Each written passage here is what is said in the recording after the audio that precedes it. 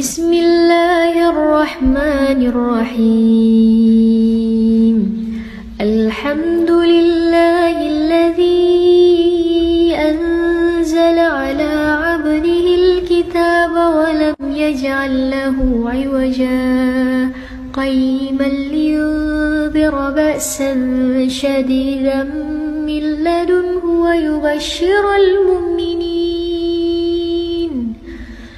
ويبشر المؤمنين الذين يعملون الصالحات أن لهم أجرا حسنا ماكثين فيه أبدا